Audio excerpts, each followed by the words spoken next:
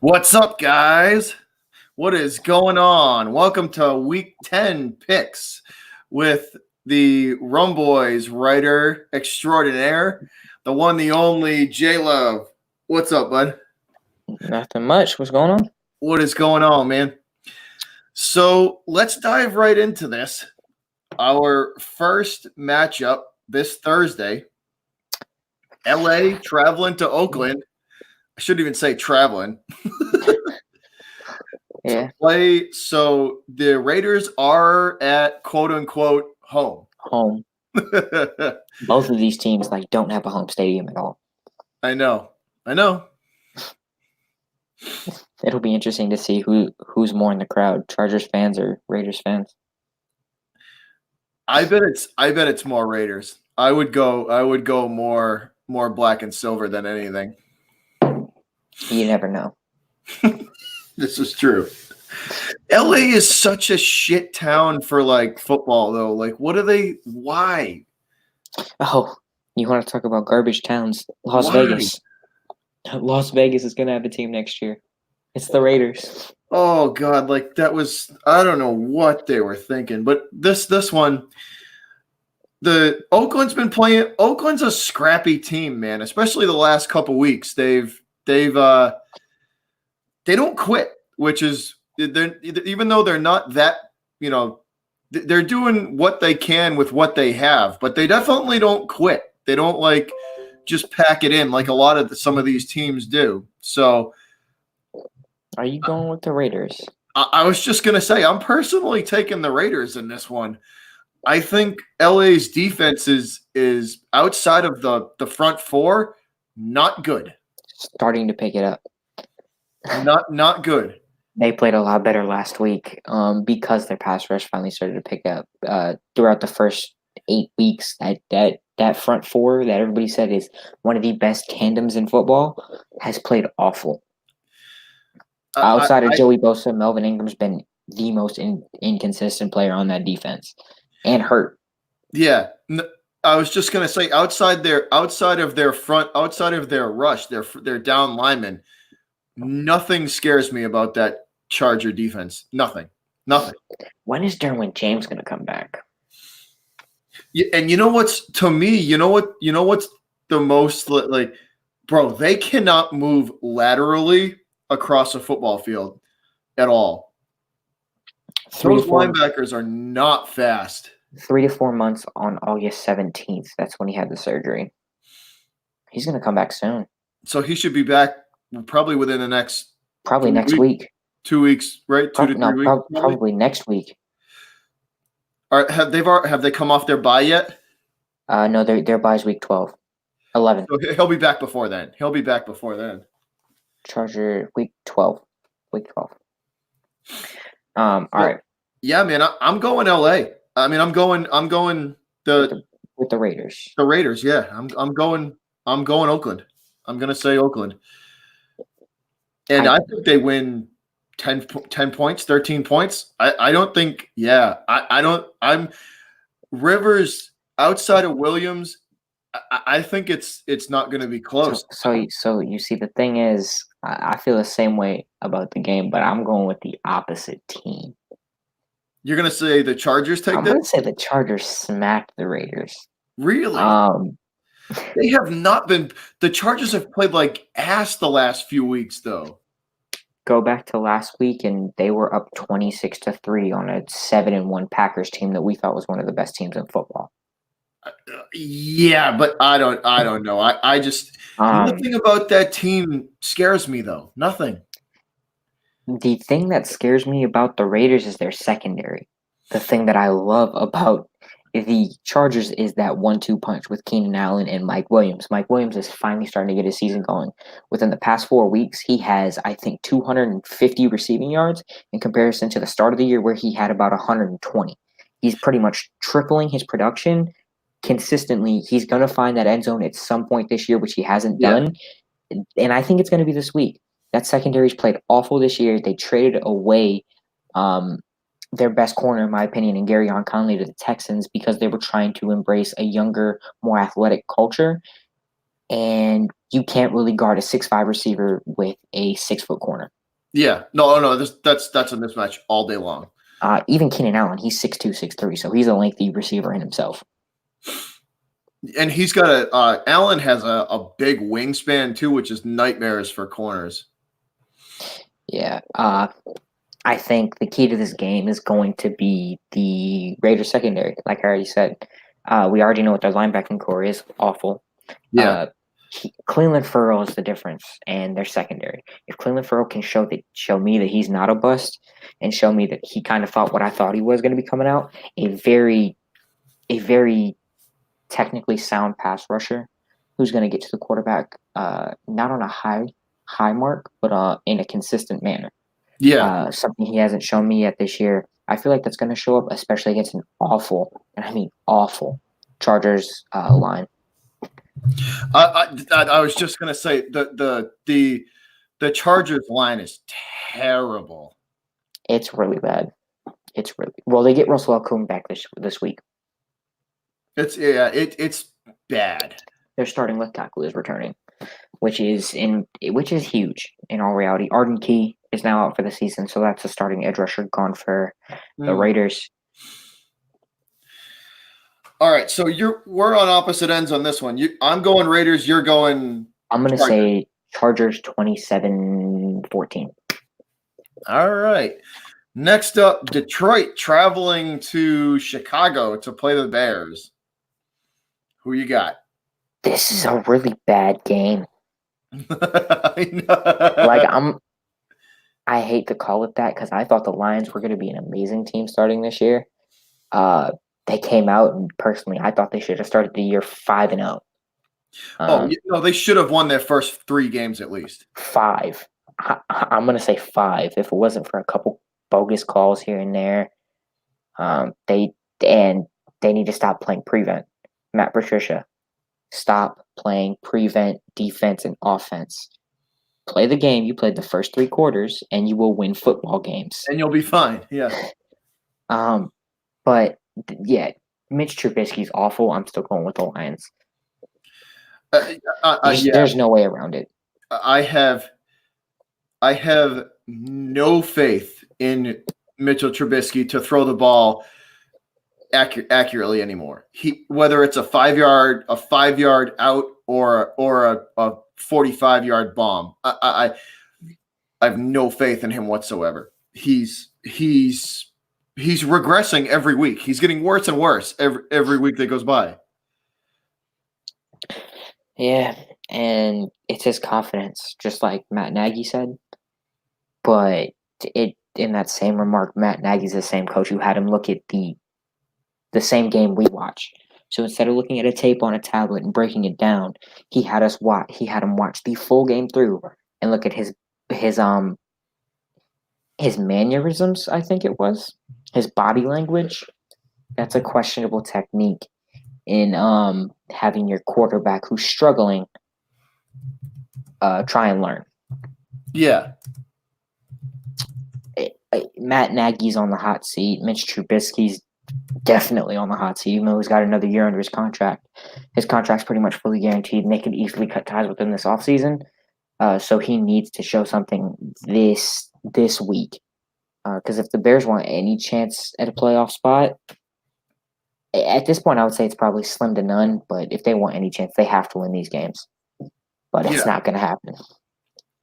They're putting if you watch the Bears games, they're putting so much pressure on that defense, like so much pressure on them to keep them in games. And I don't care how good of a D you have, man. Look at the Jaguars defense a few years ago. They're gassed by the third quarter. The middle of the third quarter, that defense is gassed. So do you remember the year that the Jags made a deep playoff run, like out of nowhere, and they had that amazing defense? And they played us in the title game, yeah. Yeah. And then the next year, they came out and played, quote-unquote, awful because they didn't meet that same standard. It was the quarterback. It was Blake Bortles being the worst starting quarterback in the NFL easily, and that defense was gassed. It's the same exact situation, in my opinion. Yeah. They're putting way too much.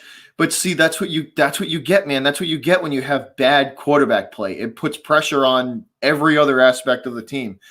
Like the Bears offense can't stay on the field. They can't stay on the field long enough to rest the D. And they also can't find a kicker. Oh, my bad. My bad, Bears fans. Soft spot. I hope Ty Boogie's watching this. Doink, doink.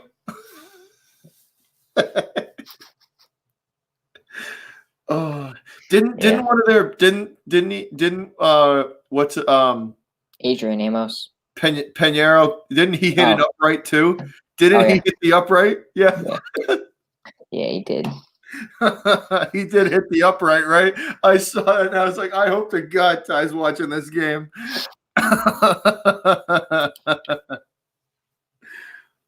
Sorry, Ty. All in good fun. You have the worst record besides Robbie and all of our favorite teams. Oh, yeah. I just need to rub that in his face real quick. The Cardinals have a better record than you. Thank you for that. Swear to God, it wouldn't happen at the beginning of the year. Once he lost that first game, I told him I would make a bet that at the end of the year the Cardinals have a better record. And he said, "You don't even want to make that bet," and he didn't make it. Even though I was like, "You're scared." He was like, "No, I'm trying to save you money. You're in high school." All right, so next game, this should be a no-brainer. Baltimore heading to Cincinnati to play the Bengals. The Bengals aren't even an NFL team. Lamar Jackson's going to go off in that game. Lamar will have 120 on the ground and 175 or 180 through the air. He's gonna rip that Bengals defense apart. For you fantasy owners, this is you already know my take. I'm going with the Ravens. This is easy. For you fantasy owners out there who have stakes in Joe Mixon and he's been underperforming this year, start him this week. And you look a little confused right now. Ryan Finley's coming in. You use your Pro Bowl caliber running back more than you do with when you have an inconsistent franchise quarterback. Joe Mixon's going to get small screen passes, dink and dunks out of the backfield, and I guarantee you he's probably going to get about 20 carries against a Ravens defense who last year was ranked first against the run, and this year is ranked, I believe, 24th. Yeah, they're very bad against the run. Yeah, they suck against the run this year, but against the pass, they're ridiculous. So start Joe Mixon. I think he's going to have a great game, but that's not going to do enough. Certainly, especially if you're in PPR, because he's going to touch the ball a lot. A lot. So both of us going with the Ravens. Yeah, if anybody picks the Bengals, I think they're going to play them hard. Yeah. To be completely honest, it's a division game, and the Bengals will put up fights. I think that they are better than both. I think they're better than a few teams who have wins. I think that they're better than the Dolphins, Jets. There's a couple teams. Personally, I would even say that if they played the Raiders, I think they would beat the Raiders. As weird as that sounds, I think they just match up well against a couple teams, and I think they can win those games, but they've just had a very bad luck when it comes to schedule. Yeah. All right, next game. Buffalo traveling to Cleveland to play the Browns. I'm taking the Bills in this game. I'm taking the Bills in this one. This is it's tough. This could go either way. But I'm believing in Buffalo. I'm gonna take Josh Allen and Singletary and the Bills.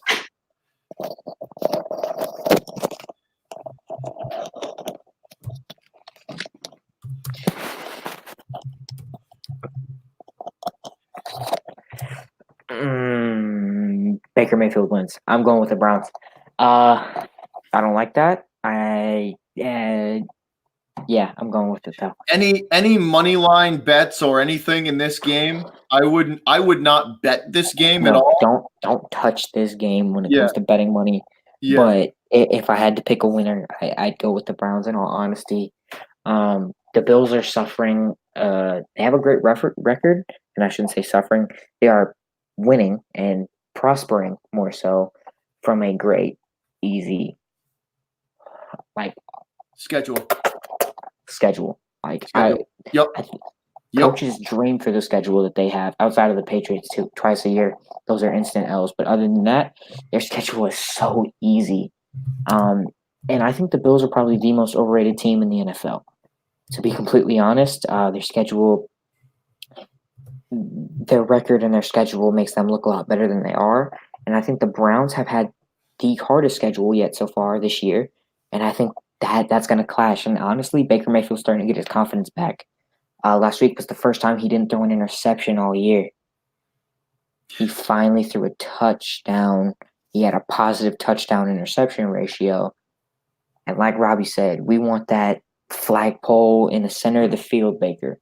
We want that Kansas game, Baker. We want that running from the cops, Baker. we want him back. Yeah, but that Bills front, believe me, and they played the Patriots and they got after it, man. That front from Buffalo can get after it. The one, you know what, where Buffalo's really going to suffer. I don't think they're going to be able to run the ball on Cleveland. I don't think they'll be able to run the ball on Cleveland because the Bills offensive tackles are bad, like real bad. The Bills tackles? The Bills left tackle is bad, real bad. Yeah. Leon Dawkins. No. The one before, Dawkins just came back in, didn't he? He was injured. He might have been. He was hurt. So if he's back, then that's a different story. But the tackle they had for the previous games was terrible. Terrible. Let me see. I thought he wasn't hurt. Oh, he's playing guard for them. My bad. He's playing left guard. That's what. Yeah. So their left tackle is terrible. He's bad, like bad. Yeah. They've been J-Love. Go watch, man. They've been getting killed around the edges. And I'm sorry, I haven't watched too many Bills games, to be completely honest. It's one of the few teams that I just haven't paid too much attention to because I think they're going to skate by with wins, and I think they're going to get smacked in the first round of the playoffs. Hey, Eric made a good point in the chat. He said Kareem Hunt's coming back too for Cleveland. That's not important at all. Hit me. It is Nick Chubb's backfield. But I'm saying as a change of pace out of the backfield to throw to. He could play some factor, but I just don't see it. It's his first game back. He's not in game shape at all. If he makes any impact, it's going to be weeks 14, 15, and so on. Yeah. When they start to ramp, if they start to ramp up for a playoff run, and a wild card run, I still think they can. Personally, I still think that they can go about 10-6. I think I put him at 10-6, somewhere in that range at the beginning of the year. I think that's about what I put him at. I saw some people trying to say they were going to go 13-3. No, there was no way. There was no way they were getting more than 11 wins. No way. No, not in the division they're in. Are they 2-6 right now? Yes. Hi, Lucy. Okay, so I'd probably go 9-7 is more realistic. But that could get you in a wild card spot, or at least not this year. Not this year. It could put you in a fighting spot, but in all reality, they have to get 10. They have to get 10. The Bills, I think, are definitely going to get one. And the rate, I know we just talked about it earlier. I think the Chargers at this rate are playing like they're going to get one. I understand everybody counted them out. You know what's going to be a fun game if the Bills and Ravens have to fight for a wild card spot or a first round playoff spot. Yeah, that'd be wow. Because that's probably crazy. What it's going to end up being. Yeah. All right, you ready? Next game. Kansas City traveling to Tennessee to play the Titans. You want me to start this one? Go for it. Patrick Mahomes is the key. I think that's pretty obvious. Hot take of mine, if he doesn't play, I'm taking the Titans. If he does play, the Chiefs are going to smack the living daylights out of the Titans. Yeah. A backup quarterback's not going to be able to play against a top 5 defense. That's literally what it's going to come down to. And Derrick Henry's going to have a field day. Jonnu Smith, who's pretty much rising as one of the top 10 tight ends in the NFL at this point, is going to have a field day. A.J. Brown, who's been a very consistent receiver for them, is going to eat, especially if Kendall Fuller doesn't play. Yeah.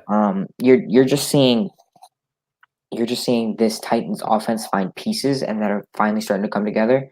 Yeah. And Ryan Tannehill has been very consistent for them when he's played. He's showing that he is the best quarterback out of the 2 quarterbacks on that roster very easily. It's not even close. And ever since then, you've seen the Titans take a step forward. And in all reality, if Patrick Mahomes doesn't play, the Chiefs are 2 steps back from the Titans. No, Tannehill is definitely better than Mariota. Like, no contest better than him. So I have a question now. Would you consider Marcus Mariota one of the best backup quarterbacks? Since No, he's the I backup. think Ryan Hoyer is better than him. Brian Hoyer? You think Brian Hoyer is a better backup than Mariota? Oh, absolutely. My goodness. Absolutely. Oh my goodness. I think Hoyer is a better quarterback than Mariota. I said one of the best, but that's like bottom tier. I'm just saying. I think Hoyer, because I don't have faith in. That's 38 years old right there. Oh my god! I still would take Hoyer over Mariota. Mariota makes a lot of. Jayla, how many times have you seen Marcus Mariota try to squeeze it into windows that you should never throw to? Both him and Jameis Winston too many times to count. That's what I mean. Hoyer doesn't do that. Hoyer will not do that. He'll airmail it into the stands before he'll try and fit it into a window that's too tight. That's pure facts. And he will, because I've seen him do it. He goes through his reads, and if nobody's there, okay, but wait. Here's the thing: you're building a team. You have a Stark caliber quarterback, and then you have a backup. You have to choose between Brian Hoyer or Marcus Mariota. Who are you taking? I think I'm taking Marcus Mariota if I'm building a team. I'm taking Hoyer. I'm taking Mariota. End of discussion. So I'm assuming you're also going to go with the Chiefs. If Mahomes plays, it's over. Tennessee doesn't stand a chance. There's no shot. Yeah. What's up, BKB? So we're in the same spot, but what about what if he doesn't? What if they give Then Tennessee would beat them by either what's his name? Matt Tennessee Moore. will beat them by 4 or 7 points. I'm going brain dead over here. I almost forgot the quarterback's name. Matt Moore. Yeah. Matt Moore. All right. Next game. We're in the same boat. Atlanta traveling about 8 hours to the west to play the Saints. Drew Brees is absolutely going to demolish this team. It's not even going to be close. I don't even think. I think they should play Alvin Kamara this week. To be completely honest, just so he has a fun. They don't need him. No, just so he gets some confidence. To be honest, if they give the ball to Alvin Kamara every single time he touches the ball, it's going to be a first down. This Falcons team he's going to be getting 7 yards a carry. This Falcons team can't tackle to save their lives. I think they have one of the best linebacking cores in football. I think they have a great defensive tackle. I think they have one good edge player, but their secondary is awful. Their offensive line is awful. Matt Ryan's health is still in question. Julio Jones has been not used. Their best player on the team, debatably, has been Calvin Ridley. You could probably say that Calvin Ridley's been the best player on the Falcons. And unless there's a Julio Jones stand out there that's like, no, it's always Julio. It's always been Julio. They're probably going to give it to Calvin Ridley. Do you think Julio gets traded at the end of this year, even though they signed him? I said it earlier this year, and y'all called me nuts, and I got made fun of for it. I wasn't in the stream. I wouldn't. I It commented wouldn't it. shock me. It wouldn't shock me if it happened. I commented it possibly this offseason if they trade him, just because the team's going in a downhill slope. And in all And they could reality, get a haul for him too. yeah, not a haul. In all reality, he's a 31-year-old wide receiver on a big contract. Granted, he is one of the best wide receivers in the game, and the chance he does have a similar career path to Larry Fitzgerald is actually very high. They're very similar wide receivers in most facets. Great route runners, amazing hands. Julio's a little bit faster, but really he could produce for another 4 or 5 years. But it would more than likely be a second and a fourth, if that. I think they could get a first and a second for. I would not give up a first round pick for Julio Jones. I'm just saying, there's a stupid team out there that would do that, a first and a second. Unless it's the Dolphins, no one's doing that. There are teams dumb enough to do that. No, Dumb enough and desperate enough to do that. no, I don't see who. Name a franchise dumb enough. The Jets. No, If Robbie Anderson leaves. no, they value first round picks too much. Not with Adam Gase and company running the show down up there. No, trust me, they do, because they wanted 2 first round picks and a third and a second for Jamal Adams, who's probably one of the best defensive players in the NFL. I would argue top 5, top 10. He said he would take Julio in Seattle for a first round pick, for a first and a second round pick. Russell Wilson could certainly get the ball to him, that's for sure. And having Lockett on the opposite side of the field. I'm waiting for BKB to comment. Would you give up a first round pick and a second round pick for Ravens red zone all day? Browns, if they get rid of OBJ. No, the Browns wouldn't do that. If you're going to compare it to the Odell Beckham situation, you're comparing a 24-year-old receiver to a 31-year-old receiver on completely different mind states and completely different stages of their career. Yeah, hey, that's Seattle would be an interesting spot for Julio though, because Russ would throw. They don't have cap space at all. They can't make that move even if they wanted to. BKB said first and second all day. Take them. I wouldn't. All right, you ready? Next game. The Toilet Bowl, the Giants versus the Jets. The Toilet Bowl of the week. Can we just agree that the Jets are the worst team in the NFL? Oh, yeah. Yeah. Okay, yeah. So I'm going with the Giants. Yeah. Yeah. Despite the Giants having an awful defense, Sam Darnold's terrible. Which I called, by the way. You did say that. Little backstory. I've only said this a few times around you guys, but to me and a couple of my friends, I said Sam Darnold was going to be a complete bust, and he was going to be very overrated, and he was going to be the worst quarterback from that draft class out of all 5 that went in that first round. Little did I know Josh Rosen was going to be this bad. But Sam Darnold's easily that number 2. But the Giants are going to win. Easy. Okay, no, you can't say the Redskins are worse because the Redskins beat the Dolphins. The Jets didn't. This is what I'm saying. Yeah, so the Dolphins and Jets are the 2 worst teams in the NFL. If you're going to then come back with, well, they beat the Cowboys, a playoff caliber team. The Cowboys don't have good coaching.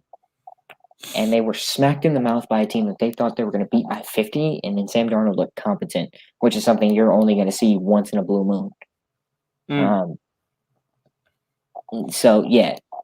And especially with Adam Gase, because he doesn't know what he's doing. Darnold is getting no help whatsoever. None. And he has one of the – not even one – he has the worst offensive line in football. The worst. Oh, they're terrible. They're terrible. Look at what every team does to them weekly. On a weekly, he eats the dirt. He eats the dirt like 4 times. And guess what? Why do you think I picked up the Giants' defense in fantasy football? I mean, they're gonna have like 50. The Eagles had 10 sacks in a week. Yeah, no, I know it. Oh, it's insane. They had 10 sacks and 3 defensive touchdowns in 1 week. The, 1 week. the Bengals are there too. It's probably a giant three-way tie between those three teams. No. But at least the Bengals are trying. The Bengals put up a fight. The Bengals have put up a fight against the Seahawks, the Ravens, the Steelers, multiple teams. They were like 3 points away from beating. Yeah, they aren't that bad. They've just had a tough schedule. If they play the Dolphins or play, no, they don't play the Dolphins. My bad. But yeah, like no, at least they the would Bengals, beat them. Yeah, like at least the Bengals are fighting. Like they're putting up a fighting chance. Off note and everything like that, but college basketball started. Cole Anthony just put up 34 and 11. He's a point guard. Yeah. UNC history. Really?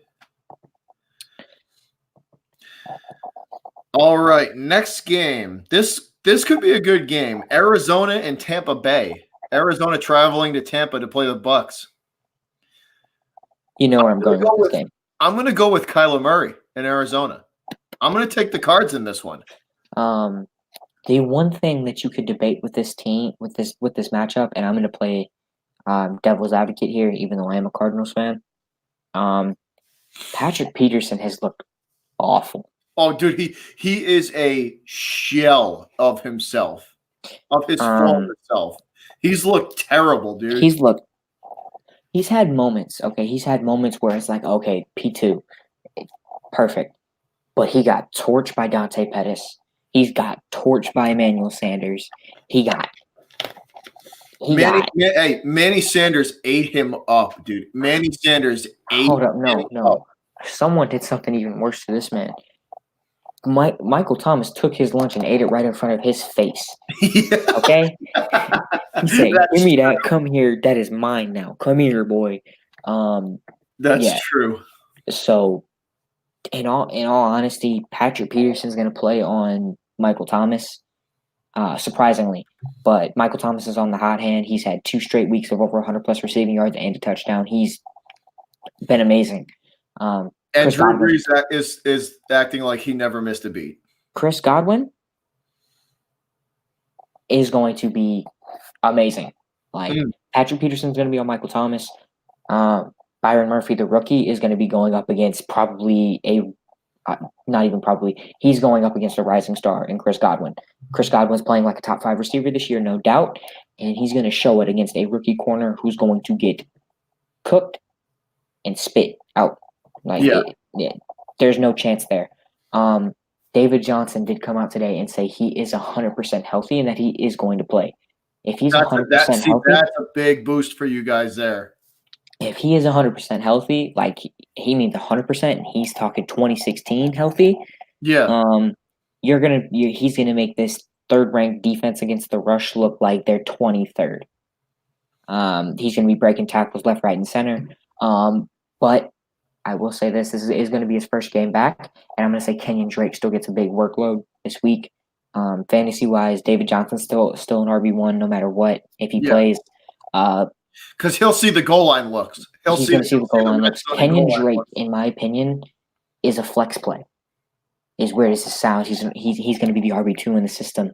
But despite him being the RB2, as a Cardinals fan, I can't say this. About 30% of the time, when you see a 3 wideout set in Arizona, there's also a 2 running back set, meaning most of the time that was Chase Edmonds and David Johnson.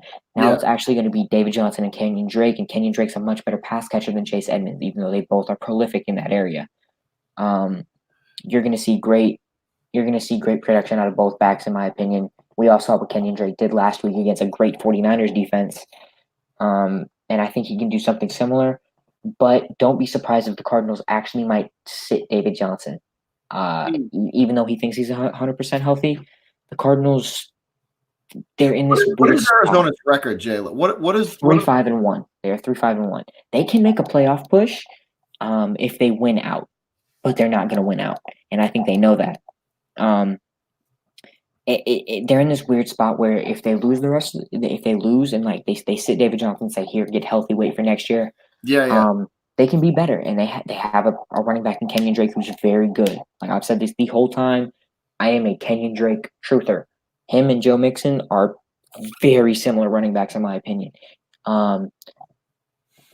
Except But Mixon's Mixon has the giving Drake production. like 30 pounds. Nah, Kenyon Drake's a solid like 215, 220 pounds. He looks small, but he's not that small. But in my opinion, they're both great pass catchers. They're both great in between the tackles. Mm. I tell you one thing, that was an eye opener with Kenyon Drake the other week. It wasn't for me. People don't pay attention. You should know this. You're a Patriots fan. What's that? Oh yeah, the miracle. Kenyon Drake is the one that scored that, by the way, buddy. You should know that firsthand. I know that. You don't need to tell me that. Come on now. You should know this. That little ass flipped into the end zone. Yeah. But he's had great games beforehand. And I think now that you're giving him a semi-competent offensive line, I'm not saying it's good by any means. Competent. I think they're ranked 22nd, 23rd, possibly, in offensive line ranking. And Kenyon Drake looked like a Pro Bowl caliber running back last week.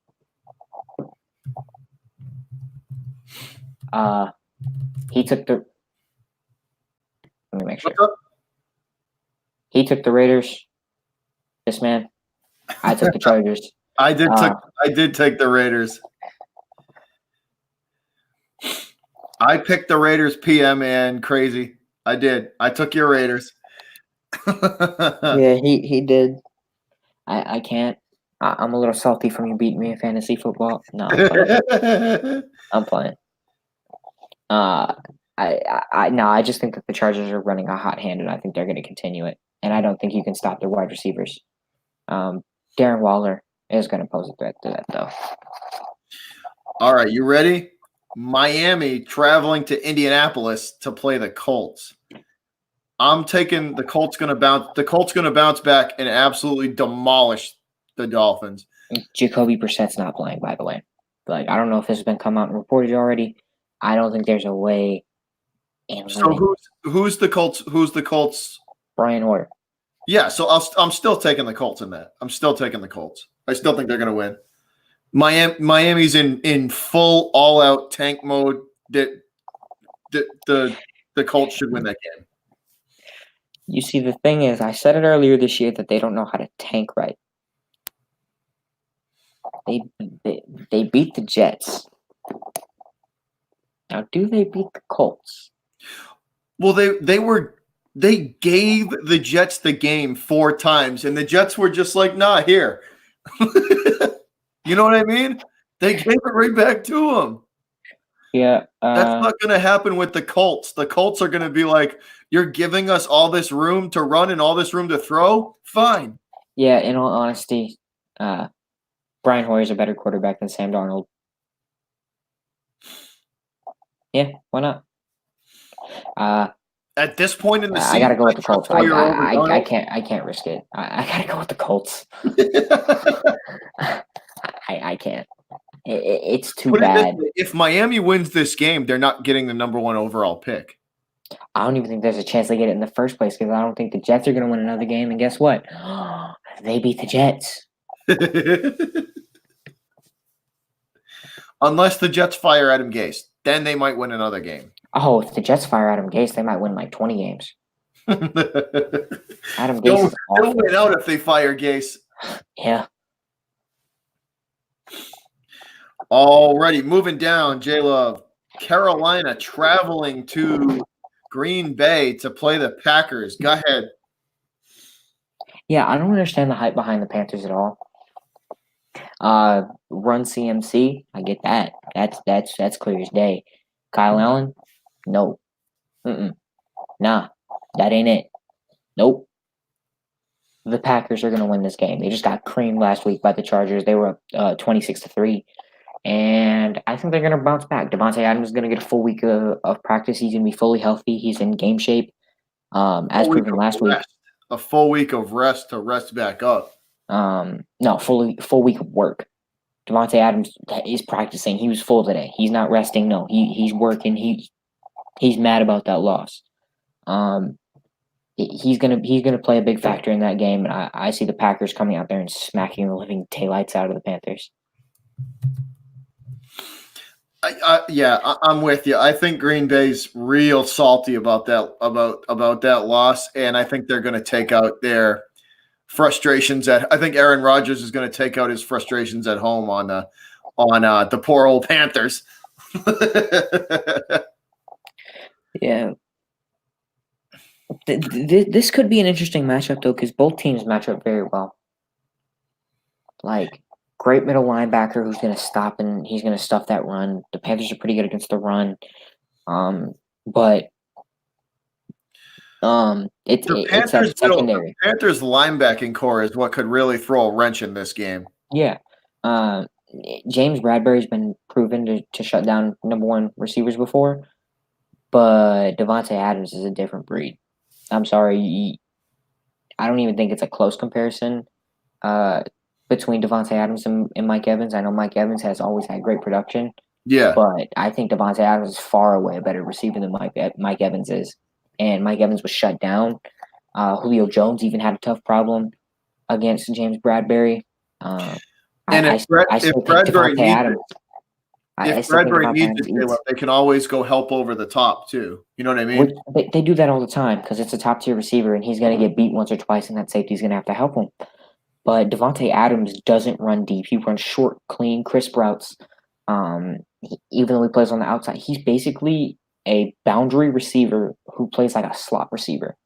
I was just going to say, he's a slot receiver that plays the outside. Yeah, he's a slot receiver that plays that. Yeah, exactly. He's going to run short to intermediate routes. He's going to cook you with his route running, and he has soft hands. Something that murder me in the comments if you want. I don't think Julio Jones does well. I think Julio Jones has good hands. I don't think he has great hands. I think he has good route running. I don't think he has great route running. Devontae Adams isn't as good of an athlete, but he's a better technically sound player. And in this situation, I think against James Bradbury, a very technically sound player, Devontae Adams is going to win the matchup. You know what drives me crazy about Julio Jones, right? He'll toe drag, on the sidelines, a 40-yard bomb, make the catch, right? Make the catch look easy. You know what I mean? Mm-hmm. And then when you need him to run a 10-yard out to get a 3rd and 8 and move the sticks, he drops it. It'll bang off. Yeah, the ball will bang right. It'll hit him right in the hands and bang right off of it. That's what drives me nuts about him. It's like, so you can make the circus catch, but when we really need you to make a catch, you can't do it. Okay, hold up. I just got to mention, I just checked our fantasy football league. You know how this week's an awful bye week, right? It's a pretty short week. My whole team is on bye. Yeah, so is Ty's. I'm playing him this week. His projection right now with his lineup set, his lineup is straight, 64.64. He doesn't have a quarterback.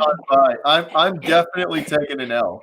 He doesn't have a quarterback. He doesn't have an RB2. He doesn't have a tight end. So, yeah, my I think I have 6 guys on bye. Ty has 1, 2, 3, 4, 5, but he dropped 2 more. And then he has 1 person on his bench who's out. And he's hurt. All right. Our next game is going to be a good one. So the Rams traveling to Pittsburgh to play the Steelers. You said this was going to be a good game? Yeah, because I have no faith in the Rams. I think the Rams traveling across country, the Steelers could make that a game. Okay, I'm a Rams hater, and you know this. I'm not really a hater. That's what I'm saying. The Steelers are going to take, or the Steelers could make this a game. I can't even call myself a Rams hater. I predicted the Rams being bad, and everybody called me a hater. You did say that they would be suffering from a hangover. I did. I called the Rams. I called the Warriors. And those two teams, everybody said, "Oh, you're a hater. You just don't want to see teams prosper." No, look at the facts. None of it's pointing towards a repeat. Yep. Then they made the trade for Jalen Ramsey, and now I think they're really good. And I hate to flip my take that much, but he's a corner who shuts down his whole side of the field. And the Steelers, Is he on like a Darrell Revis level? no, he's better than Darrell Revis. He's on prime Darrell Revis, really? No, prime time Deion Sanders. The best comparison for Jalen Ramsey is Patrick Peterson when he was in his prime. When they wouldn't even look to that side of the field? When they don't throw at the corner because they know if they throw at him, they get the pick. They make the plays. Mm-hmm. It's a rare breed of a corner where you get a shutdown corner who's also a playmaking corner. I think there's really only been 3 of them in history. And that's Deion Sanders, Patrick Peterson, and Jalen Ramsey. Brain fart, my bad.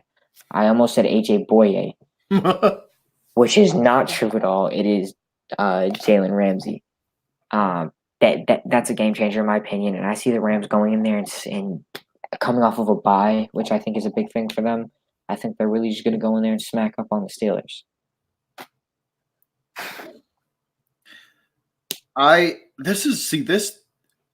Juju Smith-Schuster has not been a factor all season, and he's going to continue to not be a factor. By the way, no, we talked about this on multiple occasions in the Rum Boys chats, on and off air. What was the biggest argument with him? Is he going to be able to handle that number one? That number one corner now? Is he going to be able to get separation?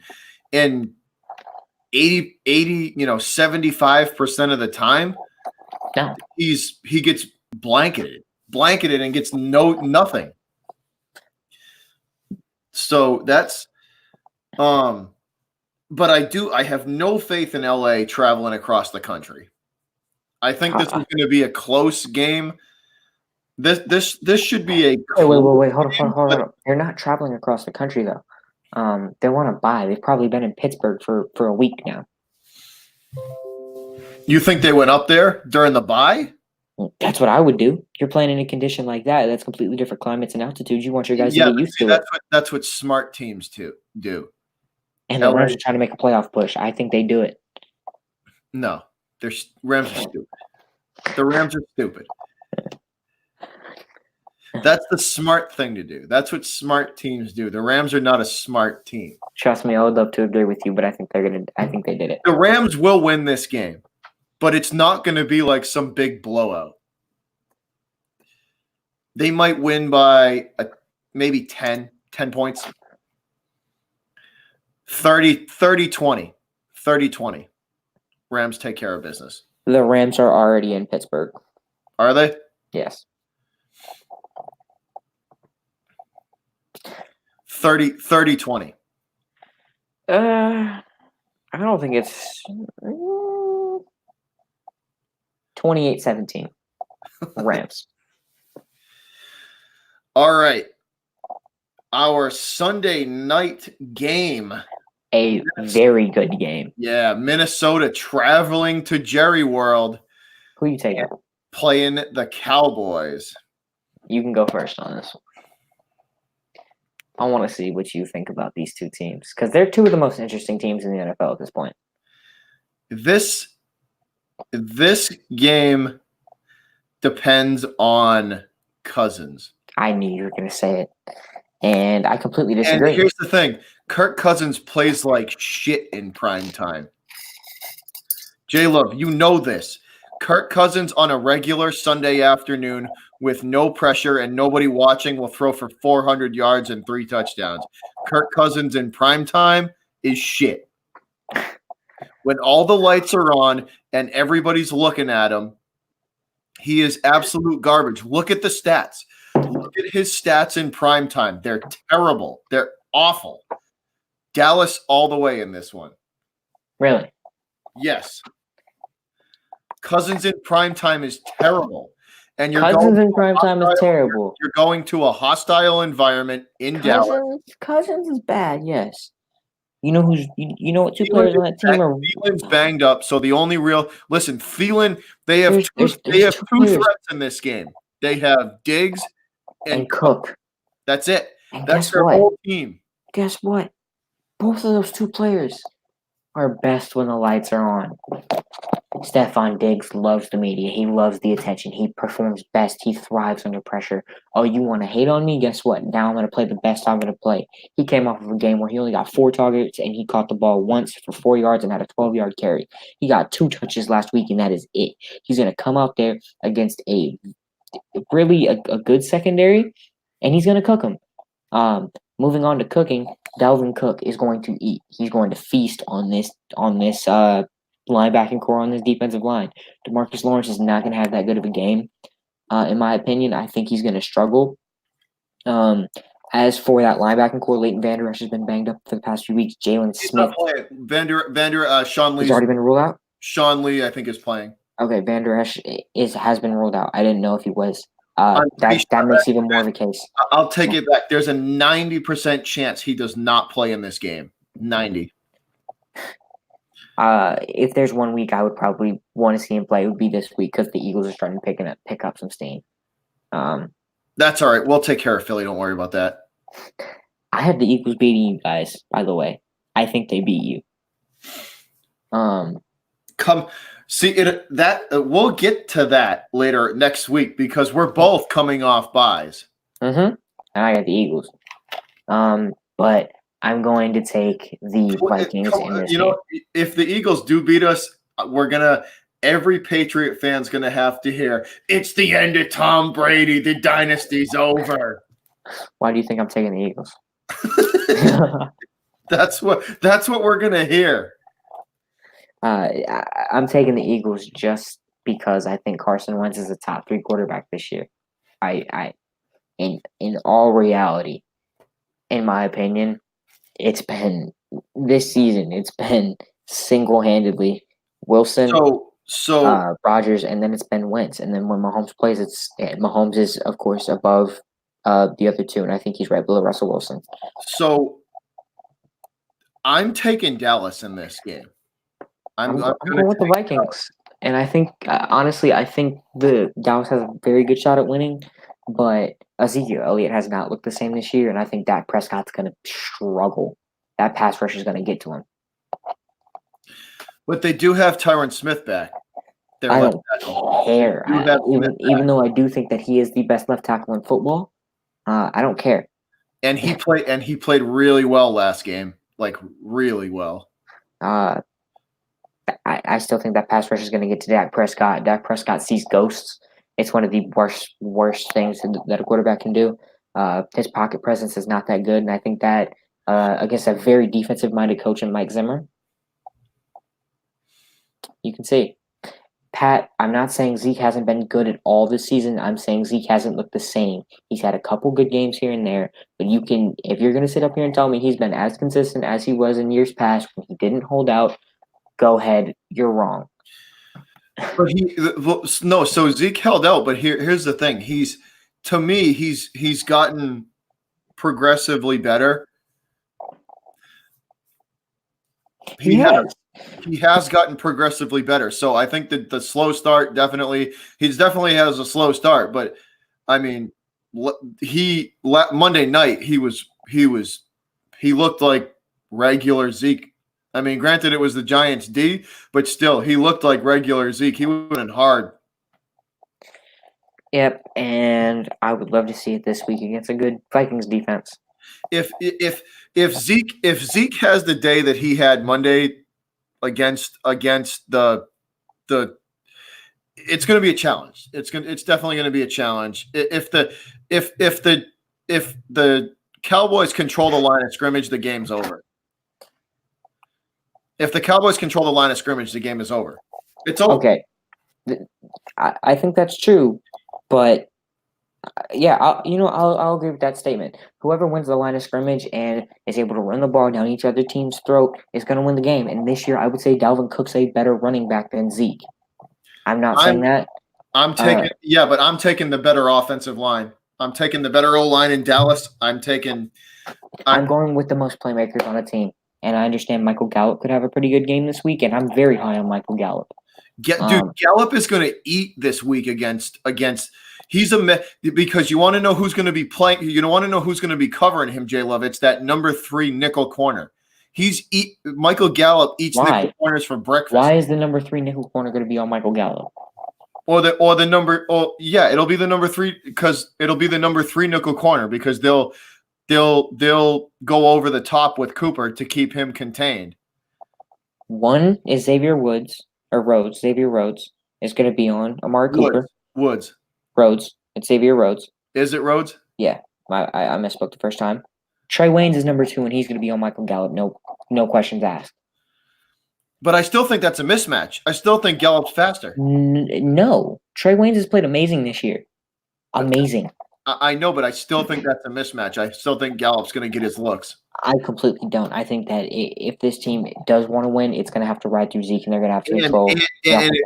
And here's the thing: if Gallup does get stifled, I'm very high on Michael Gallup, and I think he's a great route runner. Jason Witten could have a big game too. No. You saw Dak use him when he needed to in New York. He's a safety. Okay. That's what I was going to get to, Pat. Cobb's going to be the one that's going to have a big game. Out of those receivers, it's either going to be Amari Cooper cooking Xavier Rhodes, who I 100% say has been very shoddy at this point this season. But it's either going to be Amari Cooper catching Xavier Rhodes a few times. It's going to be Randall Cobb in that slot, or it's going to be Zeke out of the backfield. The Vikings are very good against tight ends, despite what people are going to tell you, saying this defense hasn't been so good in coverage past few years. Especially against tight ends. This year it's different. Eric Kendricks is showing that he is a great coverage linebacker, something he has been so good at. He's a fast linebacker. He's been good at stuffing the run. This year he's made numerous plays against the pass. He's small for a backer. Witten can use his size against him. Okay, you're talking about a linebacker who runs mid 4.5s against a tight end who at this point in his career is probably running a 5 on a 40. It doesn't matter how big he is. Eric Kendricks is about 6'2", 240, so he's a prototypical size for a linebacker today, even though Jason Witten is 6'5" and big, and he can use his big frame against him. Eric Kendricks is one of the most athletic linebackers in today's NFL, and I think that can shut that down. Pat says don't sleep on Pollard either, out of the back. Tony Pollard's a change of pace back. Oh, my God, I can't speak right now. He's a change of pace back against a very fast defense. Harrison Smith is going to play big against this year, and I think Pollard's probably going to get shut up by that. I'm taking Dallas by a touchdown in this one. I'm gonna stick with my Vikings prediction. I've been backing them this whole time. 27-24. I think it's a very close game. It's gonna go down to a field goal. Yeah, but Maher has a hell of a leg too, and they're kicking indoors, so no wind, no elements, no nothing. Alrighty, J-Love. Monday night, Seattle at San Francisco. Seahawks going to hand San Fran their first loss at home. Yep. Mm-hmm. I was wondering if you agreed with me. Seattle is going to beat the Niners at home. Seattle is the best team in the NFC.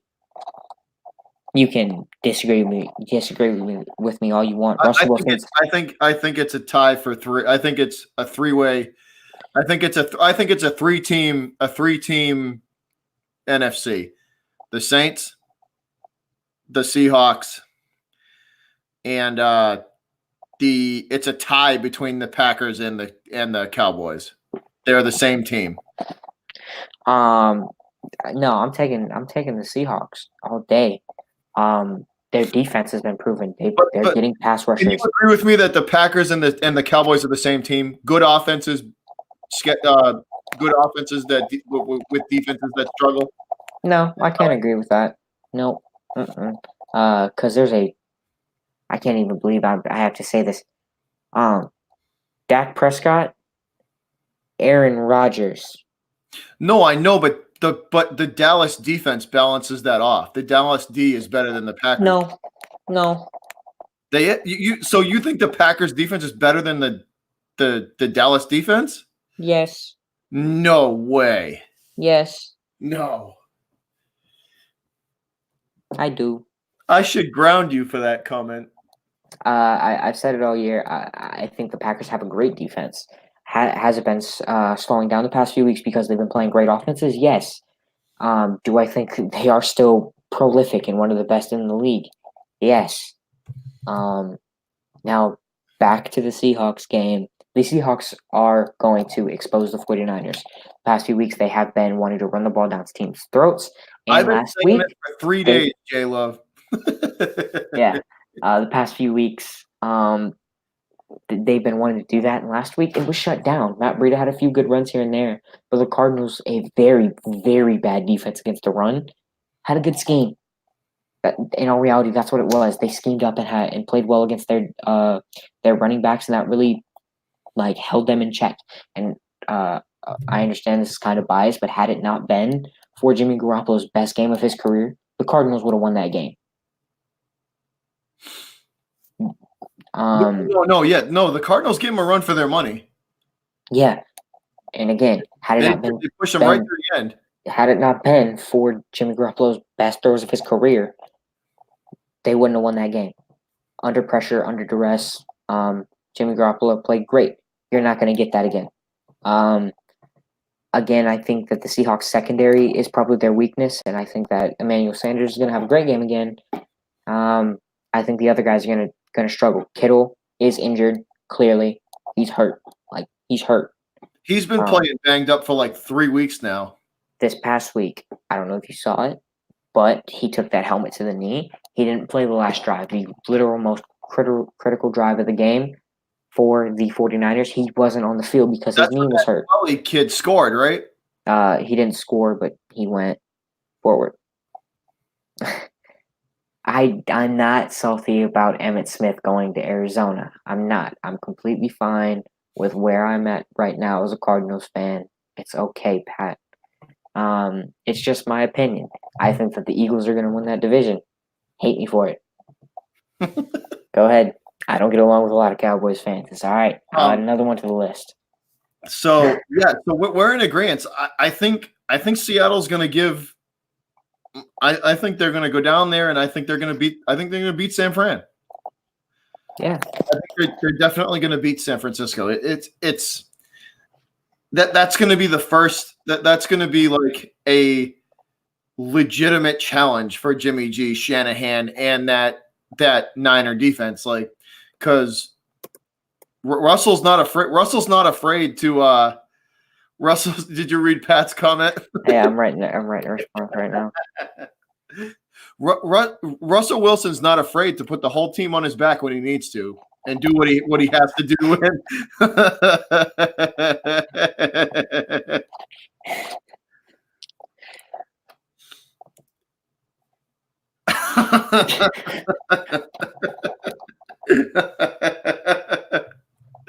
But you know what I mean, man. It's I just San Fran's primed for a loss. They're primed to take an L. Yeah, I think all signs are pointing towards it. They are the last undefeated team in the NFL, and I don't think it holds. No, it's not going to. Seattle's going to get them this weekend. They'll get them. But that's it, man. That is all of them. We got some pretty good games though. Pretty interesting. Game of the week. The Minnesota Dallas one's going to be a good one. The Cardinals and Bucks game is going to be a good game too. That's going to be a shootout. Yeah, a shootout. I'm talking 42-38. We're talking 80 points scored, and I'm praying it is because take the over. Take the over, yeah. Unless it's 70 points, take the over. Yeah, no, there's some pretty good. The Browns and Buffalo is going to be another good one too.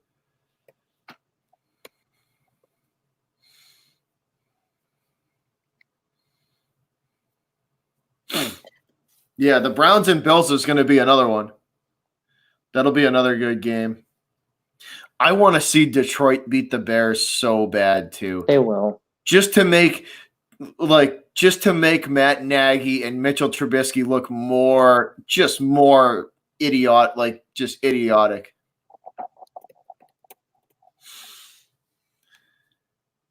And then the Ravens, if you play daily fantasy, you should probably spend whatever money it costs to get Lamar Jackson because he's going to drop 40 points for you. He's going to murder that Bengals defense. Yeah. He's going to murder that Bengals defense. That game's going to be ugly. Ugly. But that's it, man. That's all we got. That is all of our Week 10 games. Teams on buys. We got Denver, Patriots, Philly, Washington, Jacksonville, and Houston all on buys. Yeah. You got anything coming up? You got anything coming out for runboys.com? There's so much to think about right now. Everything just being mainstream, in all honesty, with the NBA coming back, everybody's going head over heels for that. But there's not been anything too crazy going on in the NBA. As for the NFL, we're kind of in a dry spot right now. Games are just going by and going by. So other than really just picking your games and coming up with some real interesting things here and there, there's not too much going on right now with what I'm doing. So here we'll do this, right? Fantasy must starts. Who you got for a must start for fantasy coming up this week? Phillip Rivers. Really? Phillip Rivers is my must start QB. Kyler Murray is another must start. Those are my two QBs. As for running backs, I'm gonna go Aaron Jones is a must start. Ronald Jones, both the Jones kids, I think are must starts.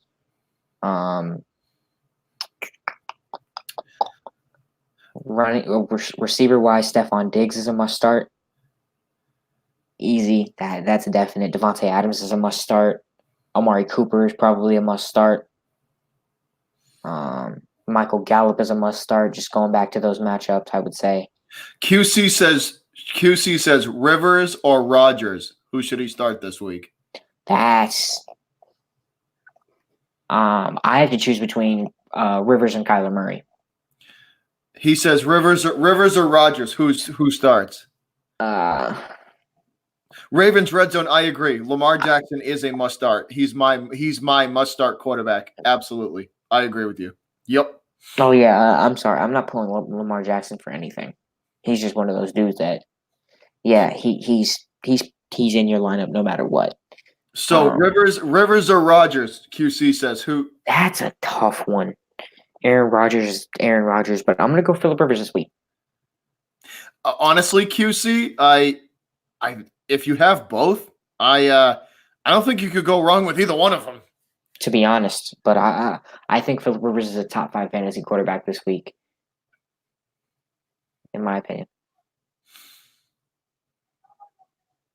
Yeah, no, I could see that. I could see that.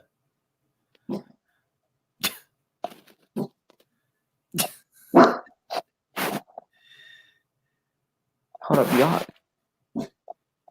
Hold up, my mic's not picking this up. There's a Mexican dude cussing somebody out outside my house.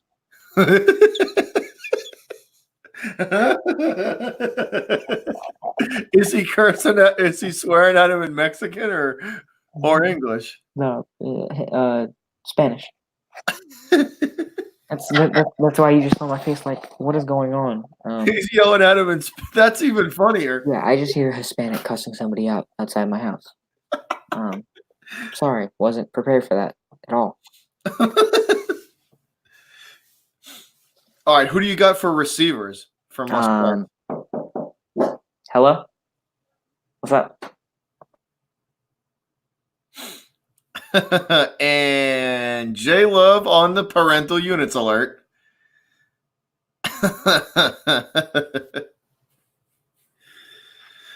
What's up, QC? What's going on, man?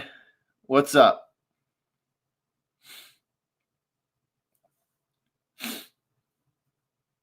Yeah. Cooper's a must start for me. Cooper's definitely a must start. I think Lamar Jackson's a must start. Keenan Allen is definitely a must start. Who else for receivers? Who else for a receiver?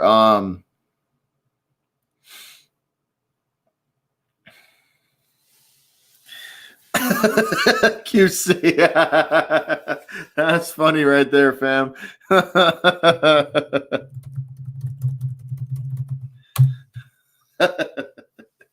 That's pretty funny right there.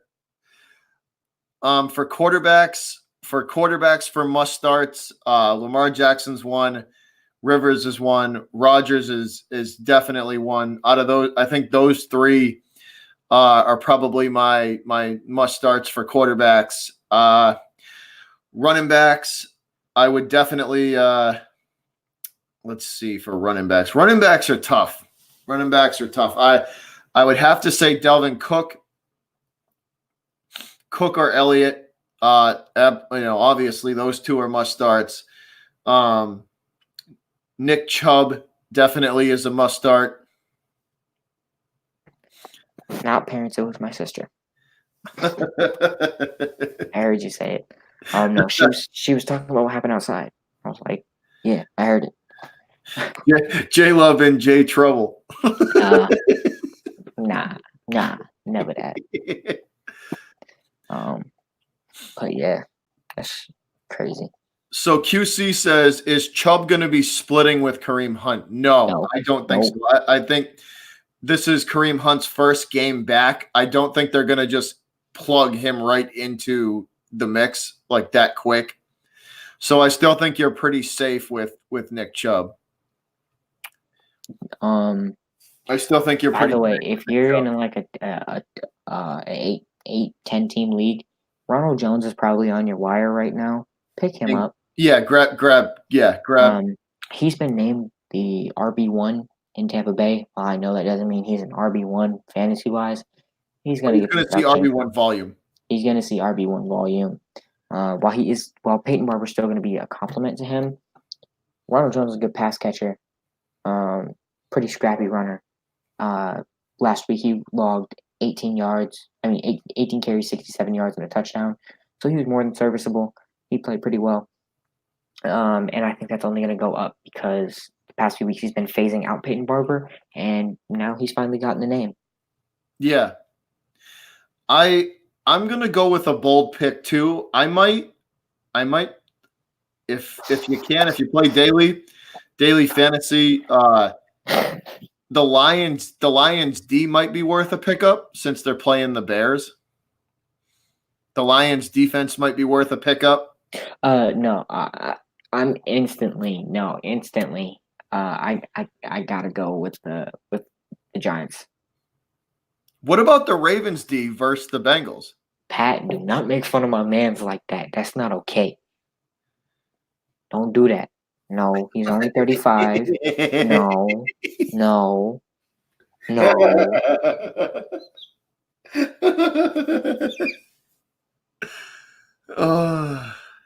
Okay, he's not Jason Witten, okay?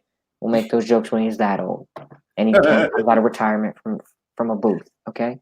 We'll make them then. Make those then, all right? What are you laughing for? You have a 43-year-old quarterback as your starter. He probably got it worse than Jason Witten. Yeah, but he also smashing Gisele Bündchen.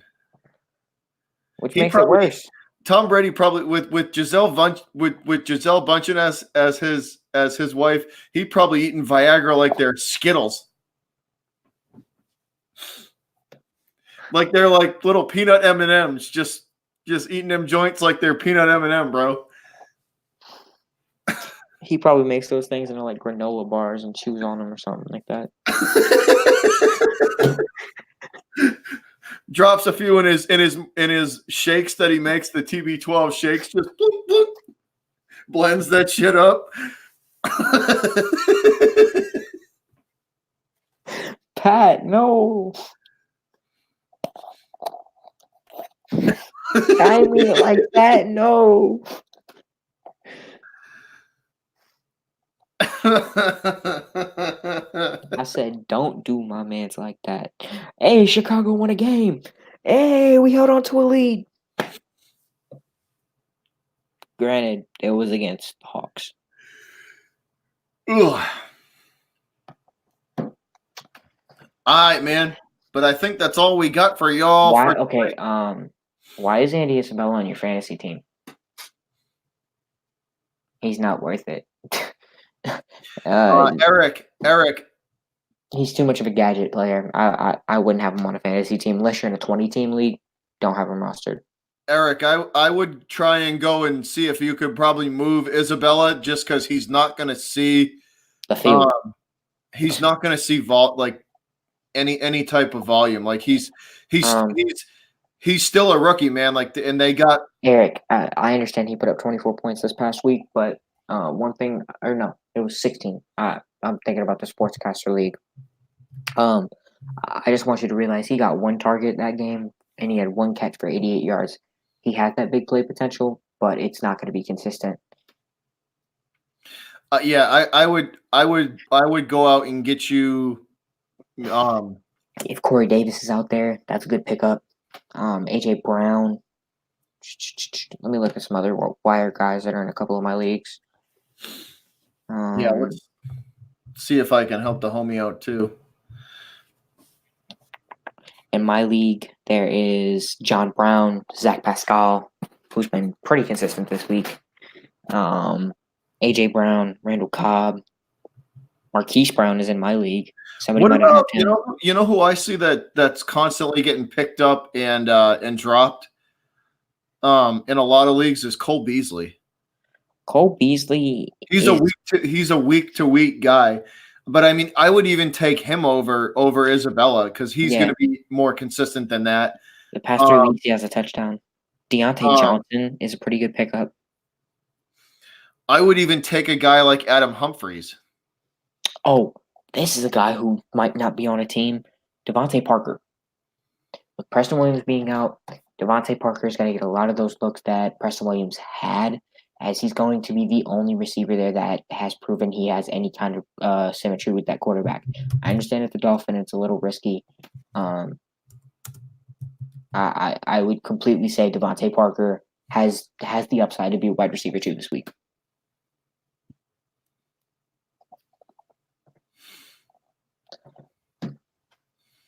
Did you read Pat's comment? No, what'd you say? Okay, so wait, no, I got a funny story about this. My vacuum actually broke last week, or 2 weeks ago. Like, no joke, I had to fix it. I had to leave a stream that I was in with Robbie, because my vacuum broke. Or no, it was JD. It was opening night. It was opening night of the NBA. I was on JD's stream, and Robbie came in there, and I had to go. I had to go fix my vacuum. No, Pat, I'm not mad at all. It's just hilarious. My vacuum genuinely broke like 2 weeks ago. What's up, Joe? What's going on, man? Oh shit, that's funny.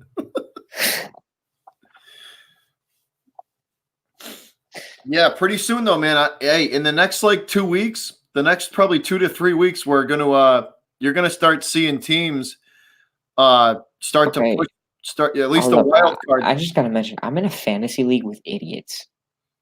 Matt Ryan is on the fantasy wire. Phillip Rivers is on the fantasy wire. They're just sitting out there. No one has him. Really? But someone has Andrew Luck. Seriously? I will send you screenshots, boy. He has Kyler Murray on his bench, Kenny Golladay on his bench. He has Tom Brady over Matt Ryan. Fantasy-wise, Chief, that ain't it. At all. That's bad. Wow, I can't believe I'm in a league with these idiots. That says J-Love still watches iCarly. What you mean? iCarly hits different, bro. No, I'm playing. I'm not gonna lie though. On Netflix, they just put a couple Nickelodeon shows on there from when I was a kid. I binge watched all of them. Not gonna lie. Not gonna cap. Victorious, all 3 seasons done. Not gonna lie.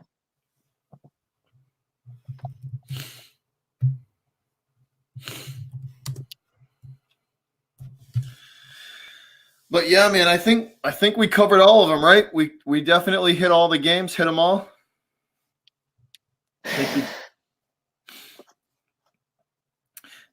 Anybody before we leave? Got any fantasy? Drake and Josh is a little old for me. Fantasy questions? You can drop them in the chat. It's funny.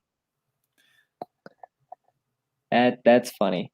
That's funny. QC, I mess with it.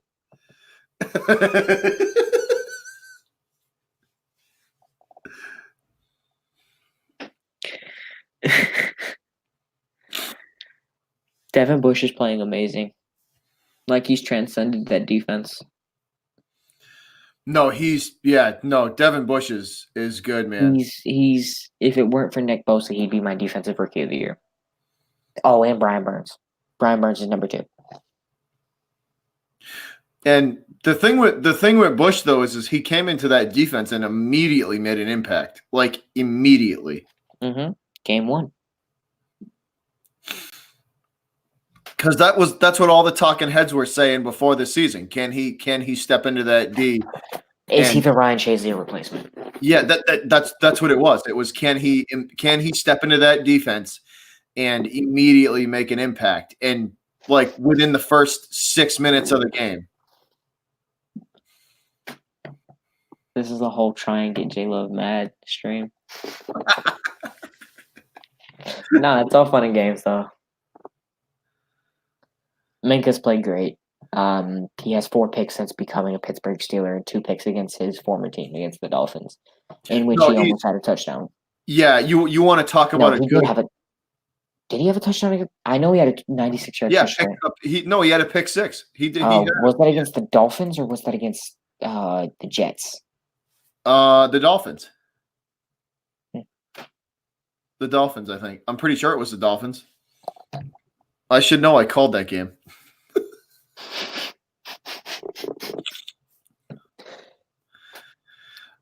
No, Fitzpatrick was a massive pickup for them. Massive pickup. They just got to get that offense on track because the D is coming along. Yeah.